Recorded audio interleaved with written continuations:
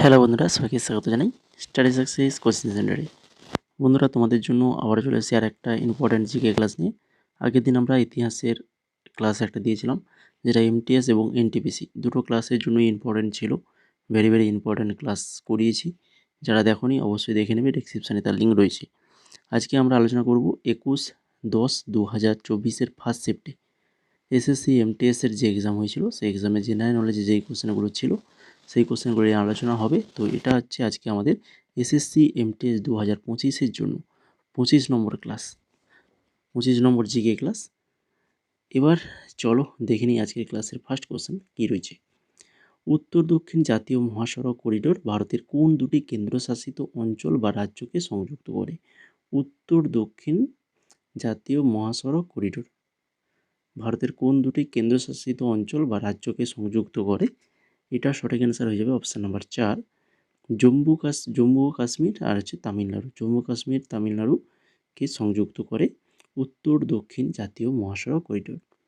এরপরে দেখো 2 নম্বর কোশ্চেন। প্রতি বছর কালাঘোড়া আর্ট ফেস্টিভ্যাল কোথায় আয়োজিত হয়? কালাঘোড়া আর্ট ফেস্টিভ্যাল এটা প্রত্যেক বছর কোথায় আয়োজিত হয়? এটা আয়োজিত হয় মুম্বাইতে। এরপরে দেখো, এই যে উৎসবটি, এটা হচ্ছে 9 দিন ধরে অনুষ্ঠিত হয়। সর্বদা ফেব্রুয়ারি প্রথম শনিবারে শুরু হয় আর ফেব্রুয়ারির দ্বিতীয় রবিবার বন্ধ হয়।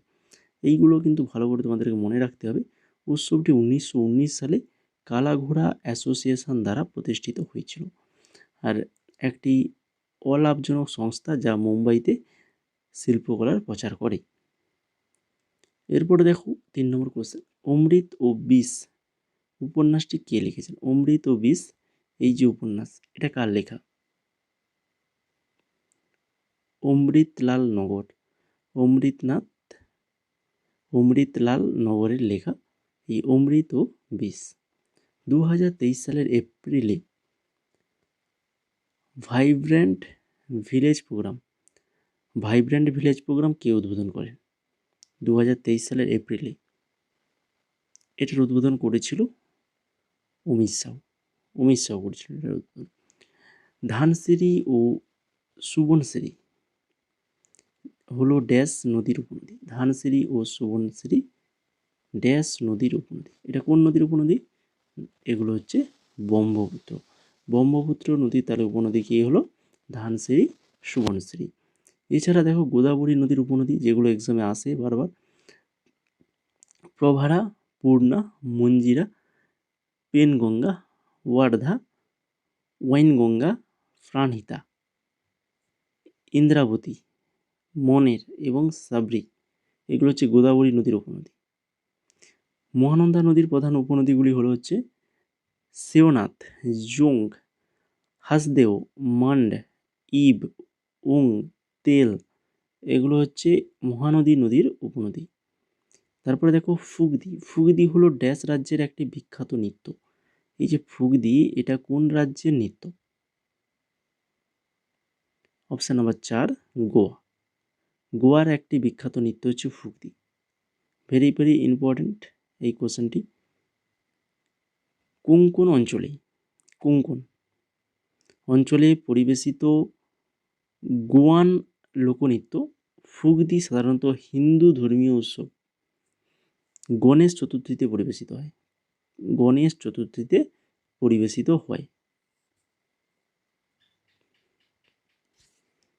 তারপরে এখান থেকে যেটা মনে রাখবে যে ফুগদি যেটা গোয়ার লোকনৃত্য, যেটা এমটিএস 2019-এও এসেছিলো, জিডি 2022-এ এসছে, এই জন্য এগুলো ইম্পর্টেন্ট রয়েছে। তারপরে দেখো 7 নম্বর কোশ্চেন। একটি বাস্তুতন্ত্রে অটোট্রফিক জীবের প্রাথমিক ভূমিকা কী? প্রাথমিক ভূমিকা কী রয়েছে? না, অজৈব পদার্থ থেকে জৈব পদার্থ উৎপাদন করা।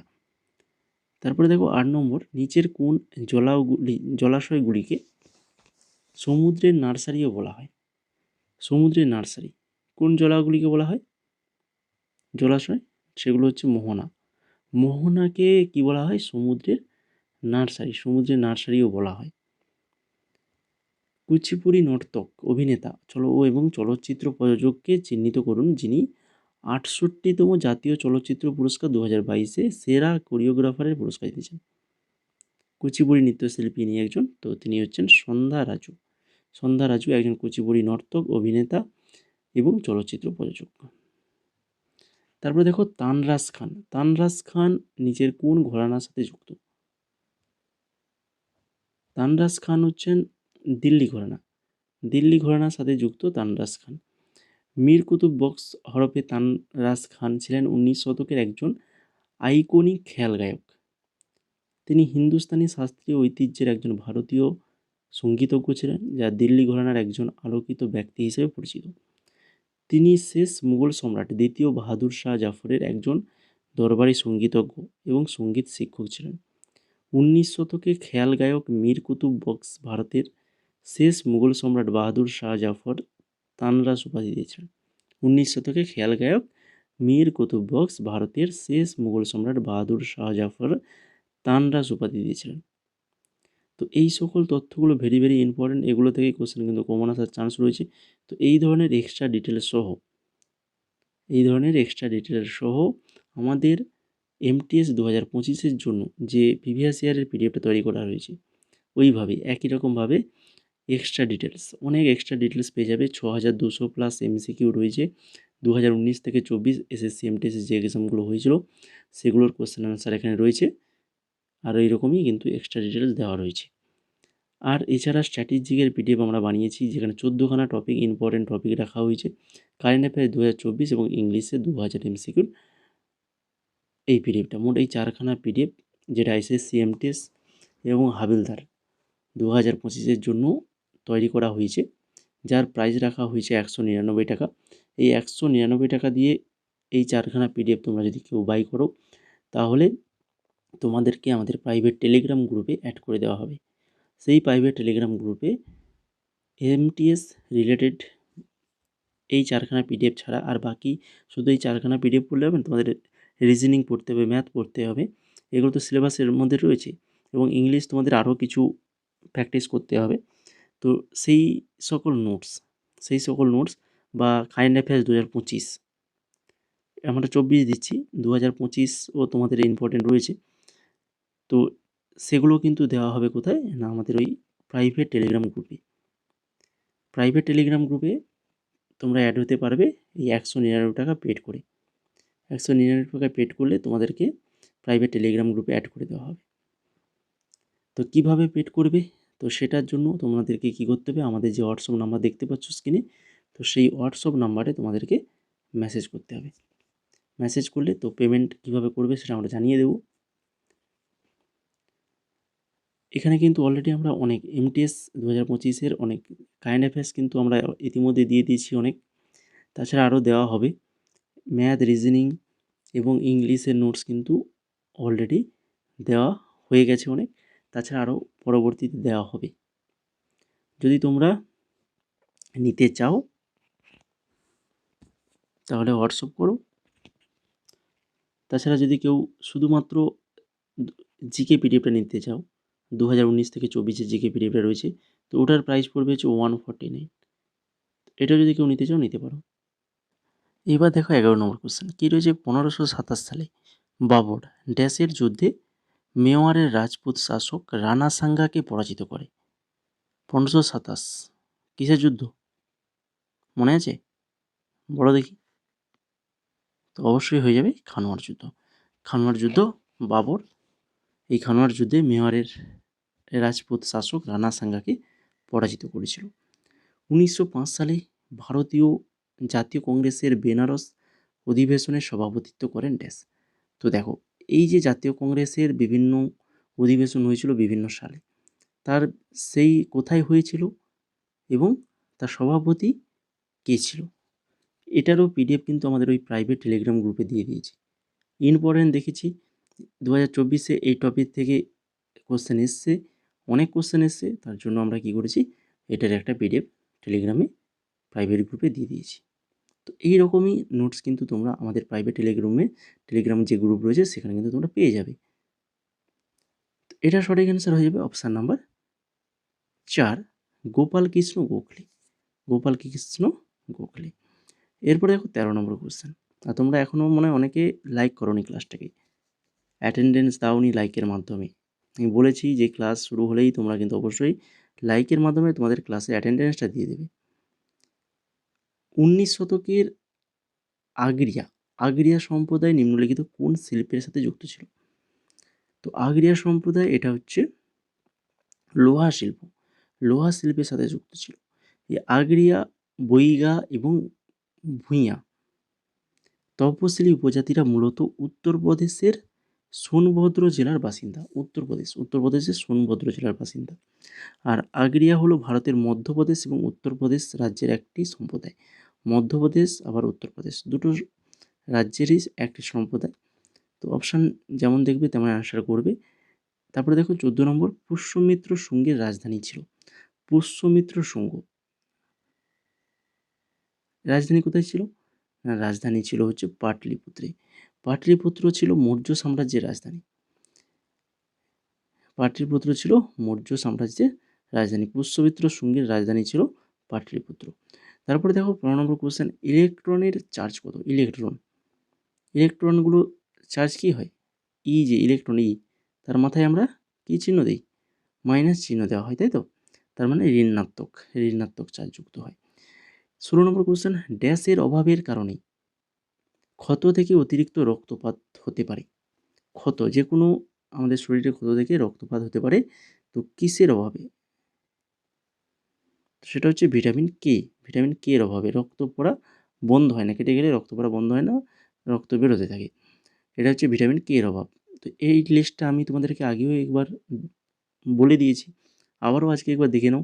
ভিটামিন এর অভাবে রাতকানা, ভিটামিন B1 বেরি B6 রক্তাল্পতা, ভিটামিন সি স্কারভি এবং মাড়ি ফোলা, ভিটামিন ডি এর অভাবে হচ্ছে রিকেট, অস্টিমেলাসিয়া, আয়োডিনের অভাবে গলগণ্ড, ভিটামিন ইর অভাবে পুরুষদের মধ্যে বন্ধ্যাত্ব এবং মহিলাদের মধ্যে গর্ভপাত, আর ভিটামিন কে হচ্ছে রক্তপাত, ডায়াথেসিস। তো এইগুলো তোমাদেরকে কিন্তু অবশ্যই মনে রাখতে হবে, ইম্পর্টেন্ট রয়েছে, এক্সামে কিন্তু আসে বারবার। তারপরে দেখো 17 নম্বর, একটি গম্বুজাকৃতির স্মৃতিস্তম্ভ যা বৌদ্ধ ধর্মের পবিত্র ধ্বংসাবশেষ ধারণ করে তাকে কি বলে? একটা গম্বুজাকৃতির স্মৃতিস্তম্ভ যা বৌদ্ধ ধর্মের পবিত্র ধ্বংসাবশেষ ধারণ করে, তা সেগুলোকে কি বলা হয়? না, সেগুলোকে বলা হয় স্তূপ। স্তূপ বলা হয়। তারপরে দেখো, নিম্নলিখিতগুলির মধ্যে কোন ক্ষেত্রে ভারতের সুপ্রিম কোর্টের সংবিধানের মৌলিক কাঠামোর মতবাদকে সমর্থন করেছে? মৌলিক কাঠামোর মতবাদকে সমর্থন করেছে কোন ক্ষেত্রে? সেটা হবে কেশবনাথ ভারতীয় বনাম রাজ্য মামলা। কেশবনাথ ভারতী বনাম কেরালা রাজ্য মামলা। তারপরে চলে যাও 19 নম্বর, অনাহত সিং নিচের কোন ক্রীড়া ইভেন্টের সাথে যুক্ত? অনাহত সিং, তো ইনি হচ্ছেন একজন স্কোয়াশ খেলোয়াড়, স্কোয়াশের সাথে যুক্ত হচ্ছেন অনাহত সিং। কেন ভারতে সম্পদ কর এবং উপহার করকে কাগজের কর হিসেবে বিবেচনা করা হয়? সম্পদ কর এবং উপহার কর এগুলোকে কাগজের কর হিসেবে বিবেচনা করা হয়। কেন? কারণ হচ্ছে তারা অন্যদের তুলনায় খুব বেশি আয় করে না।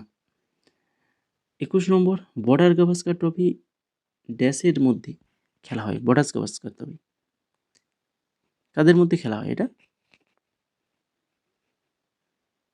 ভারত আর হচ্ছে কি পাকিস্তান হবে? একদম না, রিসেন্ট তো হয়ে গেল বর্ডার গাভাস্কার ট্রফি, হয়ে গেছে না? ভারত অস্ট্রেলিয়ার মধ্যে হয়েছিল বর্ডার গাভাস্কার ট্রফি, মনে আছে? বর্ডার গাভাস্কার ট্রফি 2024-25 ফলাফল কী হয়েছিল? অস্ট্রেলিয়া 5 ম্যাচে সিরিজে 3-1 ব্যবধানে জিতেছিল। একদম প্রথম ম্যাচ যেটা ভারত জিতেছিল, তারপরে আর জিততে পারেনি। সর্বাধিক রান ট্রাভিস হেড অস্ট্রেলিয়ার, আর হচ্ছে যশস্বী জয়সওয়াল ভারতের সবথেকে বেশি রান করেছিল। সর্বাধিক উইকেট প্যাট কামিন্স 25 খানা অস্ট্রেলিয়ার, আর হচ্ছে ভারতের জসপ্রীত বুমরা 32 খানা। আর সিরিজের সেরা খেলোয়াড় হচ্ছিল জসপ্রীত বুমরা। তো এই ছিল বর্ডার গাভাস্কার ট্রফি 2024-25। এখান থেকে কিন্তু কোশ্চেন আসার চান্স রয়েছে। 22 নম্বর দেখো, নিম্নলিখিত রিপোর্টগুলির মধ্যে কোনটি ফেডারেল ব্যবস্থার সফল কাজকে স্থিতিস্থাপকতা প্রদানের জন্য একটা টুকরো প্রচেষ্টা হিসেবে বিবেচিত হয়? সরকারি কমিশন, অপশান নাম্বার 1 হয়ে যাবে এখানে সঠিক অ্যান্সার, সরকারি কমিশন। ভারতের আদমশুমারি প্রমিত সংজ্ঞা অনুসারে প্রান্তিক কর্মী হলো একজন ব্যক্তি যিনি বছরে ড্যাশ দিনের কম কাজ করেন। প্রান্তিক কর্মী যারা, তাদেরকেই ধরা হয় যারা বছরে 183 দিনের কম কাজ করে, 183 দিনের কম কাজ করে। বহুমাত্রিক দারিদ্র্য সূচক 2023 অনুসারে কোন কেন্দ্রশাসিত অঞ্চলে সবচেয়ে কম শতাংশ দরিদ্র রয়েছে? 2023 বহুমাত্রিক দারিদ্র্য সূচক অনুসারে সবচেয়ে কম শতাংশ দরিদ্র রয়েছে পুদুচেরি হয়ে যাবে সঠিক অ্যান্সার। নিম্নলিখিতগুলির মধ্যে কে সংসদ রত্ন পুরস্কার 2023-এ ভূষিত হয়েছেন এবং পশ্চিমবঙ্গ থেকে লোকসভায় ভারতীয় জাতীয় কংগ্রেসের প্রতিনিধিত্ব করেন? 2023 সংসদ রত্ন পুরস্কার ভূষিত হয়েছেন, তিনি হচ্ছেন অধীর রঞ্জন চৌধুরী। অপশন নাম্বার 2 অধীর রঞ্জন চৌধুরী একজন কংগ্রেসের পার্টির নেতা, অধীর রঞ্জন চৌধুরী। অপশন নাম্বার 2 সঠিক অ্যান্সার। তো এই ছিল মোট আজকের 25খানা কোশ্চেন, ভেরি ইম্পর্টেন্ট কোশ্চেন। যারা ক্লাসটাকে এখনও লাইক করনি তো অবশ্যই বলবো লাইক করে দাও, আর এই ধরনের ক্লাস পেতে অবশ্যই আমাদের চ্যানেলটাকে সাবস্ক্রাইব করে বেল আইকনে ক্লিক করে দাও। তারই সঙ্গে আমাদের যে টেলিগ্রাম চ্যানেল রয়েছে স্টাডি সাকসেস কোচিং সেন্টার, এখানে তোমরা এই চ্যানেলে তোমরা সবাই অ্যাড হতে পারবে, যার লিঙ্ক ডেসক্রিপশনে দেওয়া রয়েছে বা টেলিগ্রামে গিয়ে সার্চ করলে পেয়ে যাবে। এখানে তোমরা এক্সাম রিলেটেড সমস্ত কিছু আপডেট এবং বিভিন্ন কিছু গুরুত্বপূর্ণ নোটসও আমাদের এখানে দেওয়া হয়। ফ্রি নোটস অনেক পিডিএফ দেওয়া রয়েছে, সেগুলো তোমরা কালেক্ট করতে পারো। তাছাড়া জব রিলেটেড আপডেট এখানে তোমরা পেয়ে যাবে। আর এমটিএস 2025-এর ব্যাচে যদি তোমরা জয়েন হতে চাও তাহলে অবশ্যই আমাদের যে হোয়াটসঅ্যাপ নাম্বার রয়েছে এই হোয়াটসঅ্যাপ নাম্বারে তোমরা হাই লিখে মেসেজ করো। এখানে মেসেজ করলে তোমাদের পেমেন্টের প্রসেস জানিয়ে দেওয়া হবে। ফার্স্ট তোমাদের ব্যাচে জয়েন হতে হলে 199 টাকা পেমেন্ট করতে হবে। এটাই একবারই তোমাদেরকে পেমেন্ট করতে হবে 199 টাকা। পেমেন্ট করার সাথে সাথেই তোমাদেরকে আমাদের এই 4খানা পিডিএফ হোয়াটসঅ্যাপে পাঠিয়ে দেওয়া হবে, যেগুলো তোমরা প্রিন্ট আউটও করতে পারবে। সম্পূর্ণ বাংলাতে রয়েছে, প্রিন্ট আউটও করতে পারবে। ভেরি ইম্পর্ট্যান্ট এই পিডিএফ। তারপর তোমাদেরকে হোয়াটসঅ্যাপ আমাদের যে টেলিগ্রাম লিঙ্ক, মানে প্রাইভেট যে টেলিগ্রাম গ্রুপ রয়েছে, প্রাইভেট টেলিগ্রাম গ্রুপ শুধুমাত্র এমটিএস 2025-এর পরীক্ষার্থীদের জন্যই তৈরি করা হয়েছে। তো যারা এই 199 টাকা পেড করবে তাদেরকেই এই প্রাইভেট টেলিগ্রাম গ্রুপে জয়েন করানো হবে। তো এখানে বাকি আদার্স সমস্ত প্রকারের নোটস ফ্রিতে দেওয়া হবে। যেমন আমরা গতকাল যে ইতিহাস ক্লাসটা করিয়েছি, তো সেটার পিডিএফ কিন্তু তোমরা পেয়ে যাবে। যারা প্রাইভেট টেলিগ্রাম গ্রুপে থাকবে তারা কিন্তু পেয়ে যাবে। তো এইভাবে প্রত্যেকটা পিডিএফ তারা, মানে যারা এমটিএসের ব্যাচে থাকবে তাদেরকে প্রোভাইড করা হবে। ভেরি ইম্পর্ট্যান্ট যত প্রকারের পিডিএফ সমস্ত কিছু দেওয়া হবে। তো যদি কেউ পিডিএফ নিতে চাও বা আমাদের এই টেলিগ্রাম গ্রুপে আমাদের এই ব্যাচে এমটিএস ব্যাচে জয়েন হতে চাও তো হোয়াটসঅ্যাপে হাই লিখে মেসেজ করো।